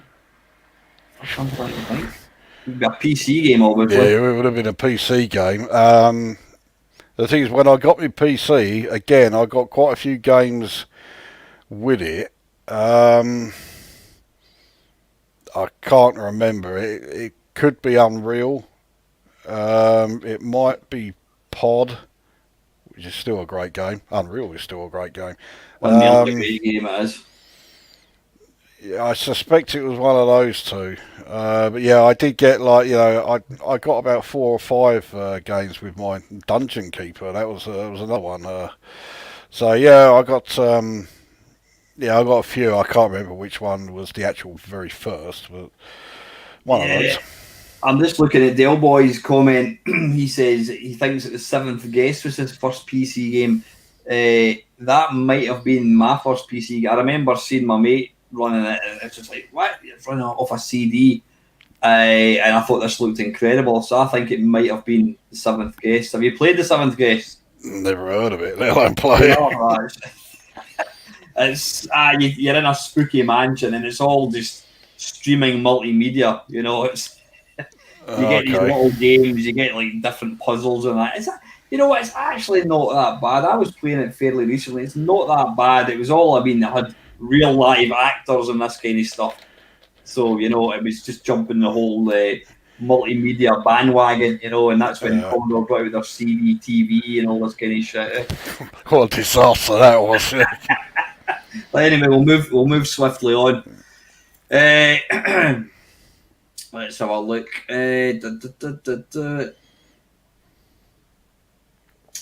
Yeah, Dale Boy's saying here, he's mentioned about my new meme cab. Would you say you still get the same buzz and excitement revisiting these games because you have a new cabinet, or is it the same level? Yeah, I mean, I've made my thoughts about MAME well known. I still get a buzz playing a real arcade game on my PC. I just think it still blows my mind the fact that I can load up not just a version of Galaxian, I can load up Galaxian or the collections, yeah. Fucking hell, so yeah, that definitely. Do you still get a buzz? Do you actually? You're obviously not making so much content, sort of from a retro kind of perspective. Will you still load up an arcade game and play it? Oh yeah. I mean, just because I'm not doing the videos anymore, I'll still play them. You know. And I mean, obviously, it depends on the game. If I load up Astron Belt on Daphne, then yeah, definitely. And you know, if I'm playing any of the old like classics, you know, if I'm playing Berserk, and if I'm playing like Gorf, you know, stuff like that, yeah, every time, you know, it still amazes me that I am playing not just a conversion, I am playing the arcade game on my PC, you know. And do you think that? I saw a comment. I don't know where I saw a comment, and they were talking about the Sharp X68000, which was one of my holy grail, you know. But I'm never likely to own it. But that. I think that had the same hardware as the Sega hardware, like, you know. So you had things like Strider. It would do an absolute perfect version of it. Do you think that, like, playing you picked a duff game to give us an example there? I fucking hated Strider. You know what? I'm the same. I don't know what it is. I love, like, I don't. What is about the game that you don't like? I'm not a fan of Strider. I look at it and go, I should love this game, but I don't. I don't like it. I never play it. The problem with Strider is it came out at a time where, to me anyway, arcade game developers were clearly running dry of ideas, and everything that was coming out was just recycled shit from previous really shit games. So you had stuff like Strider, Gryzor, Karnov, Rygar,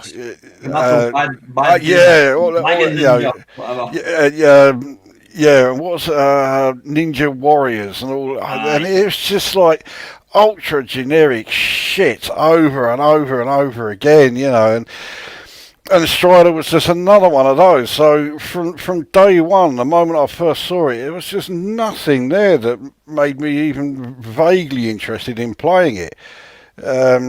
So yeah, I was just never been. I'll tell you what, even if you were a fan of Strider, all you had to do was play the Amiga conversion once, and that would put you off it for life. I've never actually.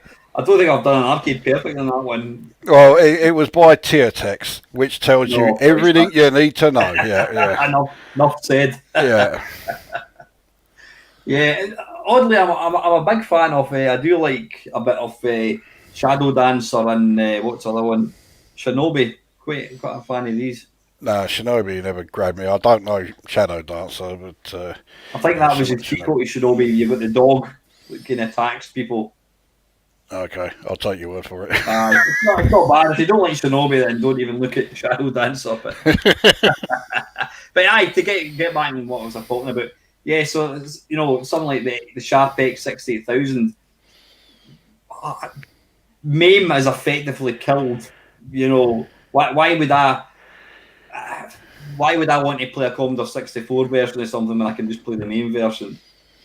Well, I mean, even back in the day, I had that option. You know, why would I buy an arcade conversion when I can just go down the arcades here and play the original sort of And thing? get 100 loads of it for 10 pence. Yeah, exactly. I mean, there were some that I did buy even back then because I was such a huge fan of the game that, you know, I thought, okay, right, I want to be able to play it on my 64. So I ended up buying fucking Nemesis. Oh, fuck off, you know.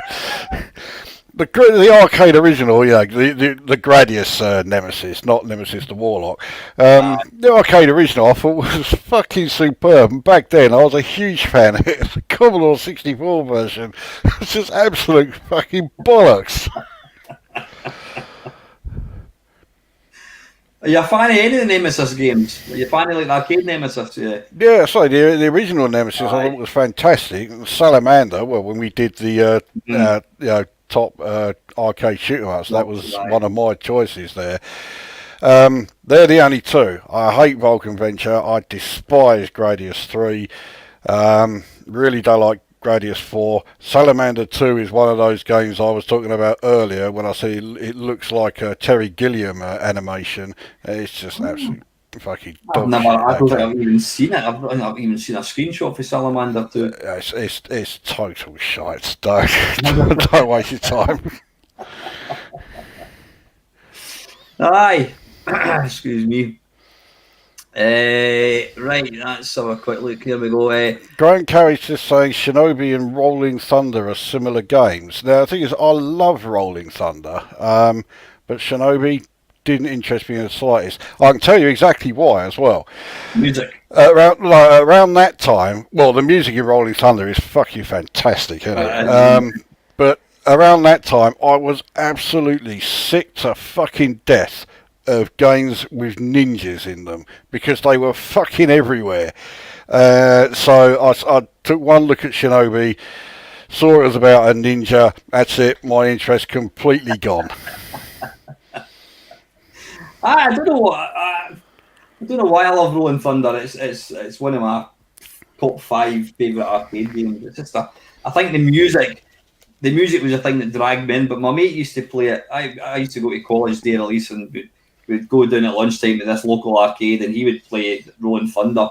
And I always thought the graphics, I always thought like the main character looked shit. This big lanky dude with a kind of a polo neck. And I thought, well, he's meant to look like he's from the 60s, and in that regard, they got it absolutely spot on. And that's why the music works so well, because again, it's like that very sort of like 60s sort of, not Bond sort of like, you know, spy and super villain thing, more like the Man from U.N.C.L.E. sort of. He's got the big flares and the kind of cowboy boots. Yeah, I thought it looked great. You know, I really can't fault Rolling Thunder on any level.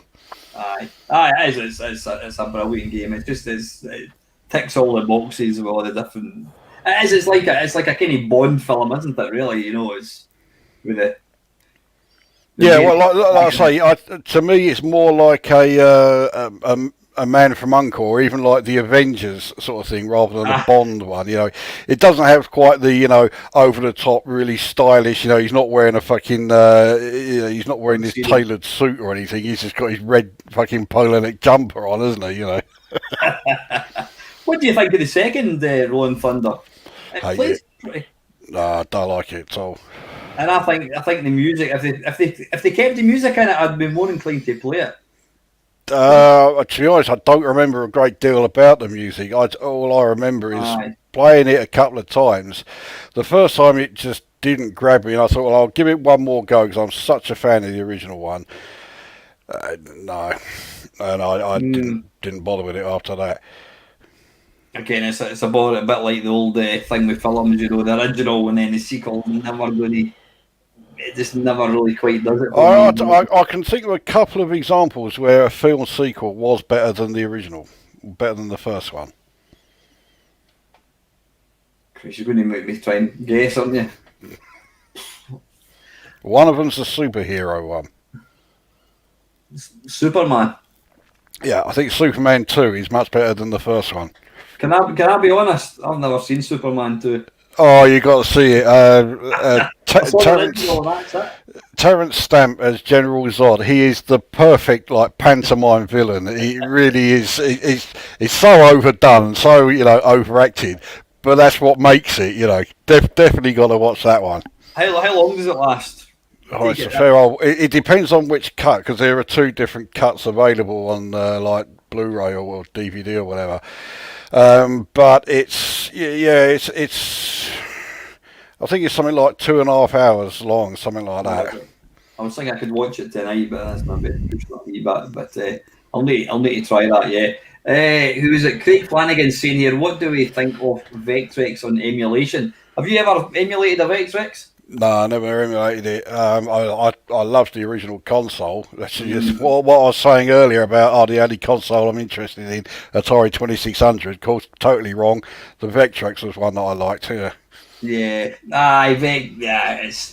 you're kind of missing the point if you're emulating the Vectrex, because the Vectrex, the graphics, they're very, very simplistic games. So to play a very simplistic game that doesn't look as good as the original, it's nah. You're never. I'm not a fan of.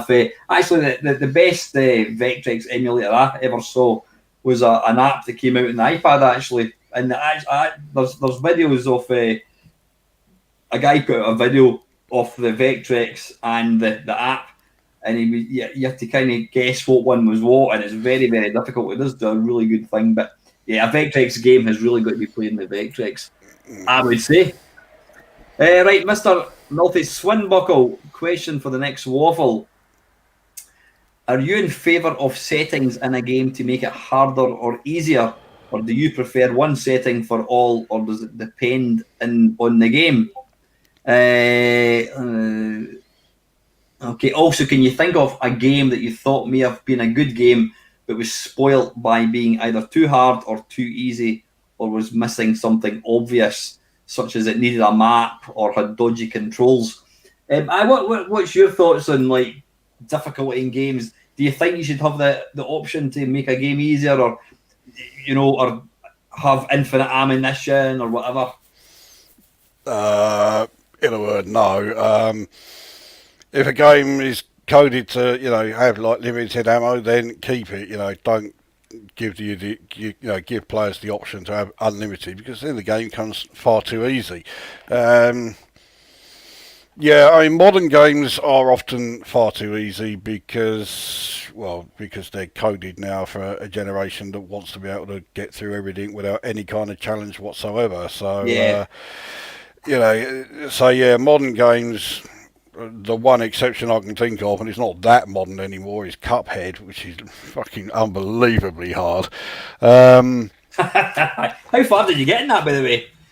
I managed to complete 2 or 3 levels on the second island, but I never got beyond that. I never got to the third island. It's a stunning looking game, though, it really is. It's a great looking game, yeah, but seriously fucking difficult. I mean, there are a few levels I can do, every time. The one I think with the giant carrot, I mean, I can get through that fucking blindfolded, but the rest, I may scrape through it, but that's about it. That is an amazing looking game. We've got a whole slew of. I'll just say we got a whole slew of film sequels in the chat here that claimed to be better than the originals. I seem to have started something with that one. Oh, Mad Max 2, yeah. Well, the obvious one, Empire Strikes Back, which was suggested by Andrew Clegg. Yeah, that's another one where I'd say, the sequel was better than the original. And also with the Bond films, From Russia with Love, which is my favourite Bond film of all time, was better than Dr. No. And also Magnum Force, I thought was better than Dirty Harry. Although it's very, very close with those two. They're both great films, but I think Magnum Force shades it. But anybody who says Aliens is better than Alien deserves a punch in the fucking face. No, I have to agree with you. I mean, Aliens 2 is a good film, but it's not a patch. Yeah, I mean, I can see what they did. They didn't try to make it a direct, fucking sequel. It was a completely different genre. The first Alien was, a real sort of like horror film. It had you on in suspense throughout the whole thing. Always on the edge of your seat, wondering when is it next going to fucking burst into view and all this. The second one was, basically an out-and-out sort of like Arnie style, action gun fest, wasn't it? If you like that sort of film, then yeah, great. But no. Seen a few people here mentioning Wrath of Khan, which is a good film, but the motion picture, I think, is the best of the Star Trek films. I know I get lynched for saying that, but yeah, I do. I just think it is perfect sci-fi. It really is just fantastic. Yeah, no, I'm a big fan of the Star Trek films. What about Jaws? You a fan of Jaws? The first film was great. Jaws 2 was nowhere near as good as the original, and the less said about 3 and 4. Fucking hell. The story about like Jaws 4, they wrote it so that it completely ignored Jaws 3D because they thought that was too awful. They wanted to pretend it didn't happen. Mm. And the result was Jaws the Revenge. Like, fucking what? Yeah. Was that the one where what's his face, Michael Caine crashes into the water? That's it, yeah, that's the one. Dry. Yeah. I spotted that when I went to the pictures to see that, and I'm like, fucking hell. Holy, you saw that? Jesus Christ. Oh man, Airplane 2 wasn't great. I can't remember Airplane. Oh, was that the space shuttle or something? Yeah, that's it, yeah. I mean, I wasn't a big fan of either of them, to be honest, but yeah. We actually sat and watched the original Airplane. Oh no, I watched it on my own actually. No, it was me and my mate actually. Just before the whole lockdown thing came in, we sat and watched the original Airplane. It's not aged particularly well. That's the problem, yeah. When you saw it first of all back in the day, it was fucking hilarious. You watch it now, it hasn't aged well at all. Ghostbusters 2, Christ almighty. I love Ghostbusters, but the second one was fucking fish. Yeah. For me to answer the question about difficulty, I mean, I get, I'll buy a game, Resident Evil games. I do love Resident Evil games. The problem for me is they're just too damn difficult and they're frustrating, not in a good way. It's challenging, but I get to a point where, I can't get past a bit just because I haven't got any ammunition, whatever. And I just absolutely fucking wish the programmer would put an option in where I can just either have unlimited ammo or whatever to let me enjoy the game. But what I end up doing is I just think, fuck it, can't play it, and it just goes on a shelf and never plays. I would like to have that option. I do understand that they have to try and balance the game, it's all about getting the difficulty right. And so if they allowed you infinite ammo, it would completely screw with it. But I think as a consumer, if I pay 40 quid for a game, I want to be able to complete it. Don't know. I would like to have. I mean, you've obviously got. If you were playing a game now, then Lacosa on Steam and you've got easy, medium, or hard. What level do you play it on? The first time I play it, I start on whatever the default setting is, and then if I find it too easy, I'll bump it up, to whatever the next one is, until I find one where it's challenging and it's beating me, and then I'll be determined, right, that's the level I'm going to keep it on. I'm going to try and beat it, and that, With some, that works out really well. With others, we'll go back to Age of Empires 2 with this one. I go up to the moderate difficulty, and it's tough, but I can beat it. So I think, right, okay, I'll go up to the next difficulty, which is hard. And it is fucking outrageously difficult, as I haven't got a fucking prayer. So I think the leap in difficulty level from moderate to hard is too great, and that's where it becomes a problem. It's like, and it's not really the fault of the coders, because they're basically, they have to somehow judge, right, how great's a difference between each of the difficulty levels we program in. And I can't imagine that's particularly easy to do. So, I usually start on the default, and then I'll just increase it as I go. Yeah, because I'm a big girl's blouse, and I just put every game on easy. And I'll tell you, if you play Age of Empires 3 and you put it on easy, I mean, Stevie Wonder could win then. You know, it's ludicrous. But I just want to try and get to the end of the game, but invariably I just get bored. And That's it. See, because the game's too easy, you get bored with it, and you know, yeah. you don't play it much after that. And that's the thing. I have never. I mean, I don't play many modern games, but I don't think if I was to complete, I don't know, a modern fucking Call of Duty 5 or whatever the hell it is, if I was to complete that, I wouldn't tell anybody. I wouldn't tell you. I've just completed you, whatever. Completing a modern game is the equivalent of watching a film. I wouldn't brag to you that I've sat and watched a film. And it's the same depends on the film. Game. There is nothing. There is nothing. You're not I was going to say, if you told me that you just sat through Speed 2, I'd be impressed that you managed to sit through that fucking thing. There's always an exception. That's very, very true. But yeah, there's nothing. You don't feel that you've accomplished anything. I don't think I ever played a mod. When I say modern, I mean the PlayStation upwards. If I complete a modern game, which I haven't completed many, I don't get any satisfaction at all. But trust me, when I got to the 5th level in Defender 2 days ago, I was this is awesome. You know what I mean? You get that satisfaction. You get a high score at Berserk. You really feel like you want to tell someone. If I got 25,000, I'd want to tell you. I'd probably put a picture on Facebook and say, "I got 25,000." Yeah, bragging rights with old games, not modern games. Yeah, exactly. Back in the day when I completed Impossible Mission, and to me that is still like my greatest gaming achievement. I also remember when I completed Whizball, that really ranked up there. The feeling of satisfaction you got from that was fucking fantastic. Yeah, with modern games, it's not so great because it's expected. You know that when you start it, you are going to complete it. So, you know, you don't get it very anywhere near as much. There are still some games that do. The Dragon Age series, you know, I like me role-playing games.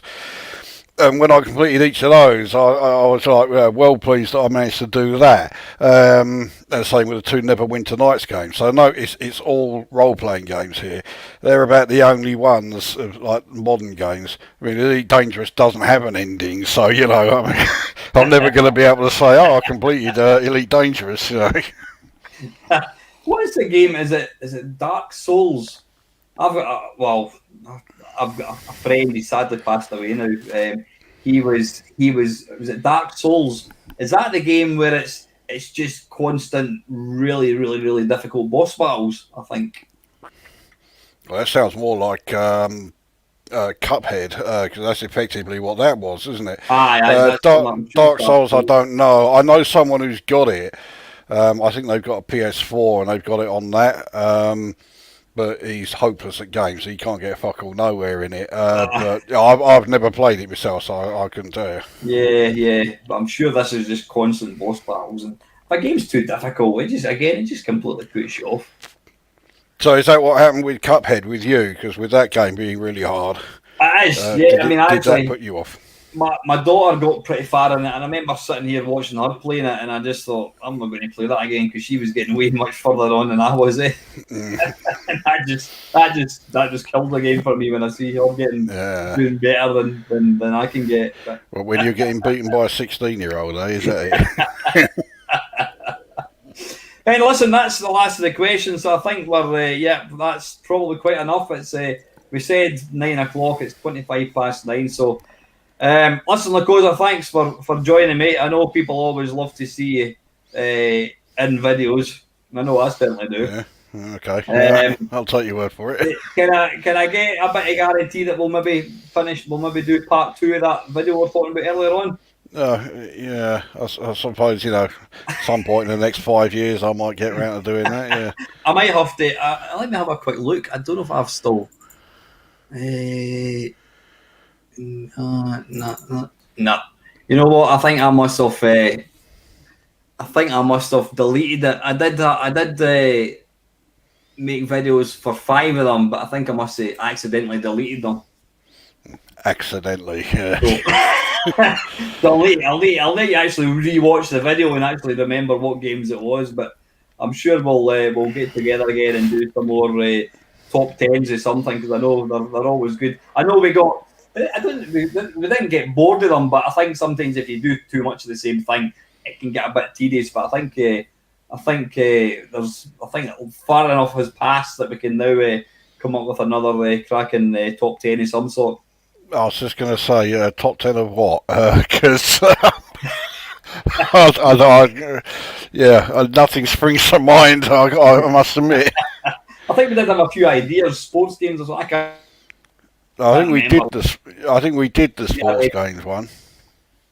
Oh, there you go. We probably have, but we'll need to get together. But I think we need to put this other video to bed and get part 2 done, and then we could think of something else.